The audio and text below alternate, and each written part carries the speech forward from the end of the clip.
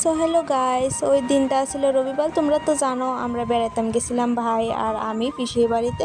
তো এইখান থেকে খয়েরপুর একটু কাছেই আছে। তো এই কারণে আমরা রাত্রেবেলা 8টার দিকে গেছি খয়েরপুর খার্জি মেলা দেখতাম, সবাই মিলে গেছি। যাওয়ানোর পর তো এত মানুষ দেখা আমি তো পুরো অবাক, কারণ আমি কোনোদিনও মেলাত গেছি না, খার্জি মেলাত। আর এত মানুষ আমি এক লোকে দেখছিও না। তো হঠাৎ এত মানুষ দেখা পুরো অবাক হয়ে গেছি। আর এত ঠেলাঠেলি, মানে কি তা কমো, তোমার ঠেলতে ঠেলতে সামনের দিকে নেবো তোমার আর হাঁটন লাগতো না, এমন অবস্থা আছিল। তো অনেকক্ষণ, প্রায় 1 ঘন্টা যাবৎ মনে হয় আমরা এই ঠেলাঠেলি খাইতে খাইতে ফাইনালি আমরা মন্দিরের কাছে আইছি। তো মন্দিরের দিকে তো প্রচণ্ড ভিড়, আমরা ঠাকুর দেখছি বাট কোনো ক্লিপ নিতাম পারছি না।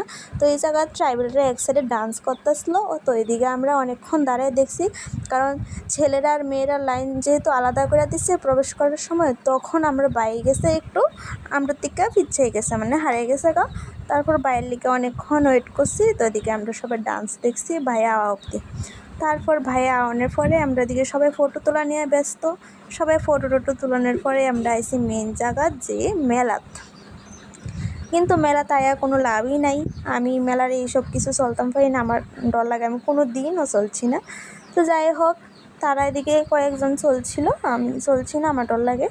তো এদিকে আমরা এদিকে খাইছি, অনেক কিছুই খাইছি। আমরা গেছিলাম প্রায় 8-9 জন, এন থেকে আমরা 4 জন আলাদা হয়ে গেছি, আর 4 জনের খুঁজা পাওয়া যেতেছে না।